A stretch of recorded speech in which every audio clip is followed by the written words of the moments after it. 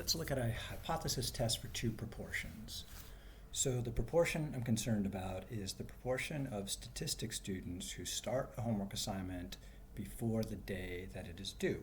So I'm teaching statistics and I have an assignment that's due today, and I looked up how many students have started it.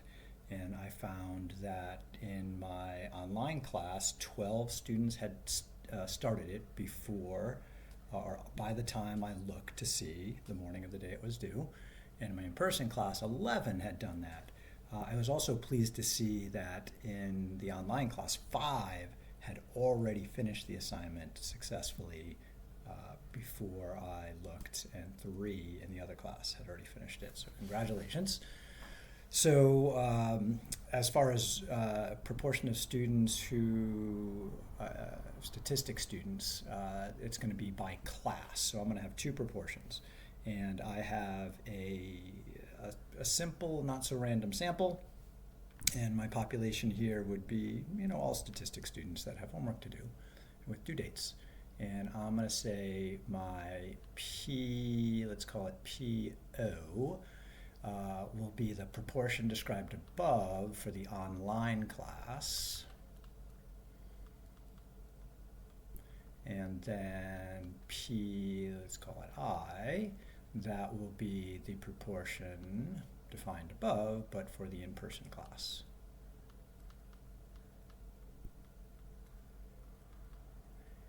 And the standard assumption with something like this for the null hypothesis is that they're not different. That PO is the same as P0, or PI, excuse me. And then the alternative hypothesis, well, I was just thinking they might be different. So I'm just going to go with an alternative that they're not the same. Oops, it's supposed to be an O there. And you might look at the sample and decide to do a left or right tail instead. It's not obvious at first, so let's check the sample data and see what we have. So for P hat for the online students, we can see that 12 out of 23 of them had started the assignment before the day it was due. And for the in-person, so that would be a PI hat, we've got 11 out of 25. Okay, so 11 out of 25 looks smaller than 12 out of 23. So we might say that the online students have a higher proportion. So another possible alternative hypothesis here maybe would be that the proportion of online students who start their assignment before the day it's due is greater than the proportion of in-person students who start an assignment the day before it is due, or before the date is due, excuse me. So a couple possible hypotheses here. So a two-tail test or a right-tail test, you would not be able to do a left-tail test because the data doesn't indicate that. Let's see, what else do we need? Use the standard significance levels. So let's just say alpha is 5%. That's a decimal, 0.05. And the sample statistic would be the difference in these two proportions here. So sample stat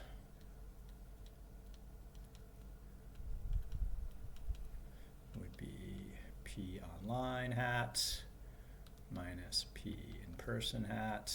So from the data, that would be 12 out of 23 minus 11 out of 25, and we'll whip that out in a calculator in a minute. So what do we need to do next? Well, next we need to figure out what our standard error is. Once we have our standard error for this, then we can figure out what our z-score is. Remember, we use z-scores for proportions and t-scores for means. And that's going to be the sample statistic, which is the difference in those, minus whatever the null hypothesis says. Null hypothesis says they're the same, so there's no difference. And then we'll divide that by the standard error once we find it. In order to find the standard error, we're going to have to calculate what we call the pooled proportion. So let's make a note of that over here.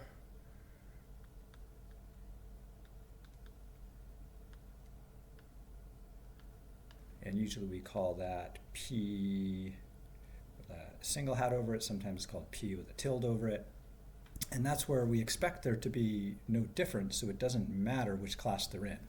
So if it doesn't matter which class they're in, then the pooled comes from that column there, where 23, right, the 12 here, plus the 11 there, started the homework before the day it was due, and out of 48 altogether.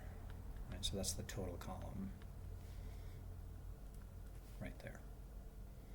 All right, so then based on that, the standard error, didn't really leave myself enough room. Oh, what happened to my pen? There it is. So it would be, we're gonna have to squeeze this in. I guess standard error is gonna have to go over here. It's gonna be a big square root.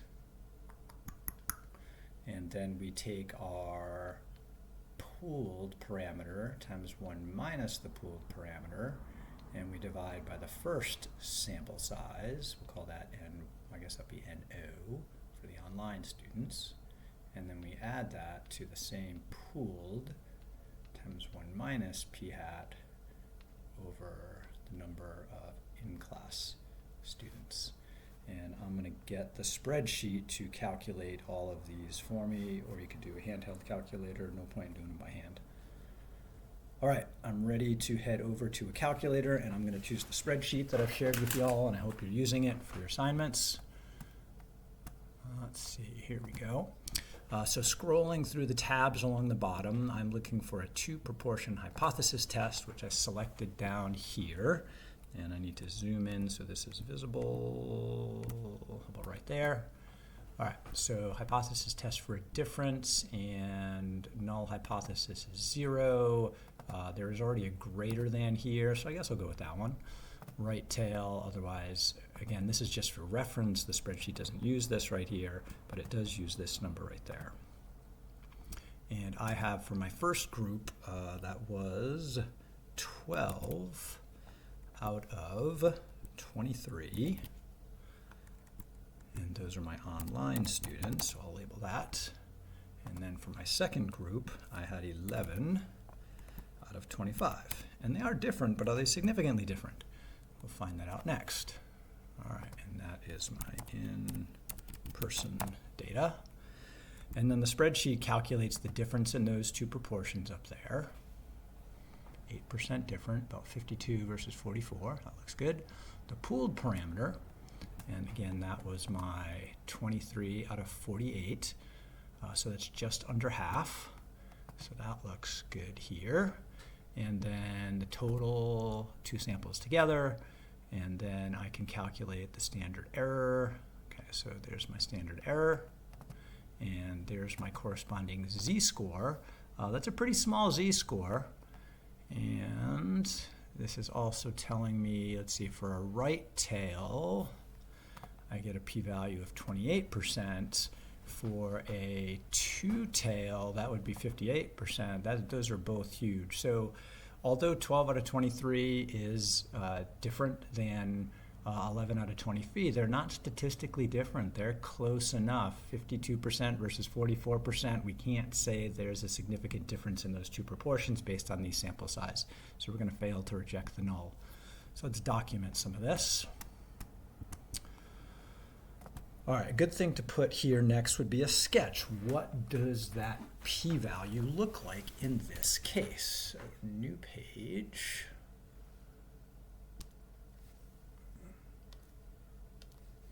All right, so I'm going to make my best normal distribution here.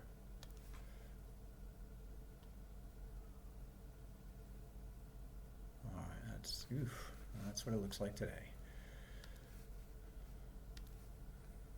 Let's at least get rid of that little extra tail. All right, so what goes in the center of my distribution? Well, that's whatever the null value says.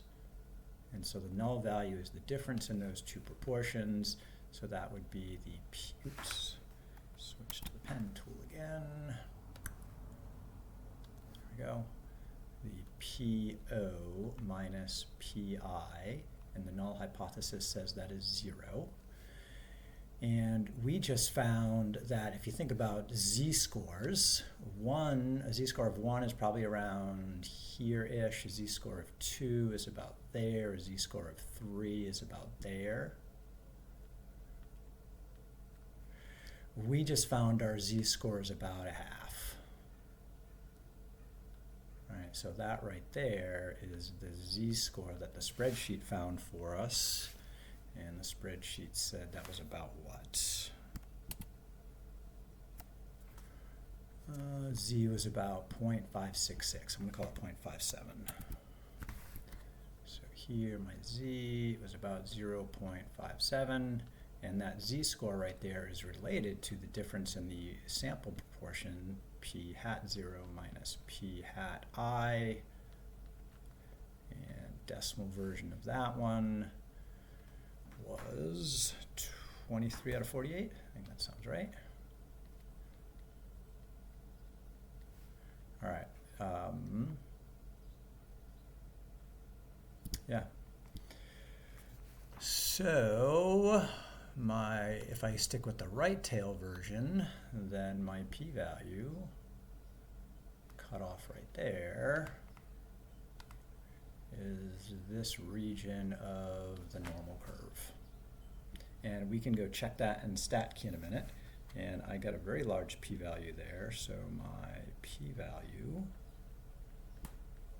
probability of getting another sample, oh, no, that was the pooled parameter there, sorry. Bad Gary. I want the difference in proportions. That was like 8%. Where'd you go? Right there. Yeah, about 8%, a little over. That makes more sense.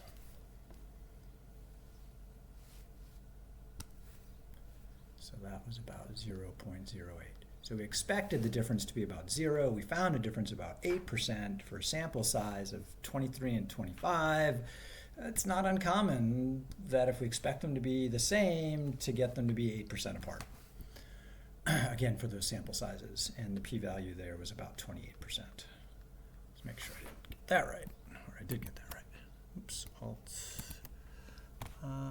P-value, two-tail, almost 29%, 28.6%. Let's go with that. 286. All right, so those are the main things you want in there. You want to label the null hypothesis. Let's get a highlighter on this. So there's my null. You want to identify where your z-score is. Your z-score is associated with the sample statistic, and then you want to identify your p-value graphically and then the value of it in your sketch. And because my p-value is so large, that's going to lead to the conclusion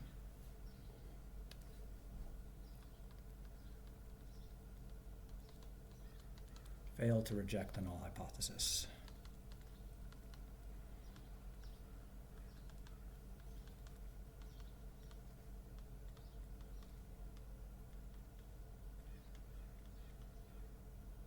The decision is going to be about the alternative. So since I failed to reject the null, I do not have sufficient evidence to support the alternative, so I want to state that. And I don't want to say the alternative, I want to be clear what the alternative is. So to get that started, we do not have sufficient evidence.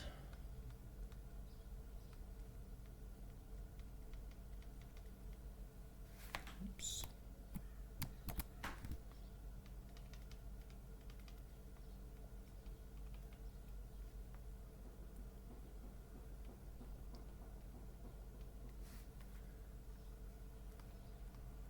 That there is a significant difference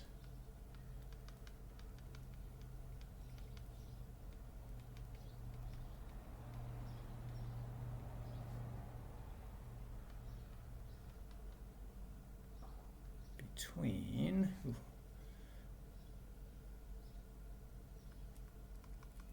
online statistics students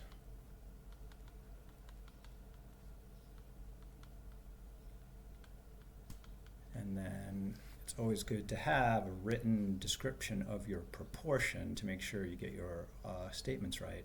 Proportion of statistics students who start a homework assignment before the day it is due.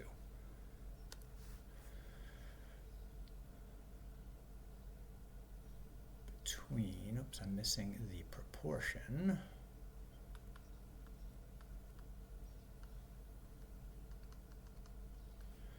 of online statistics students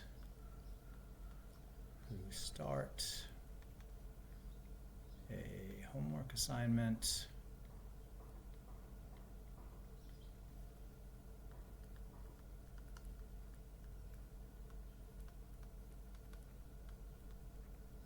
before the day that it is due.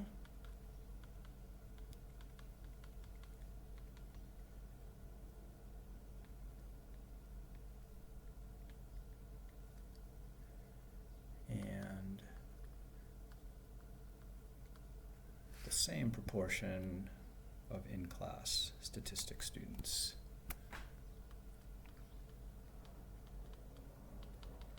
Something like that.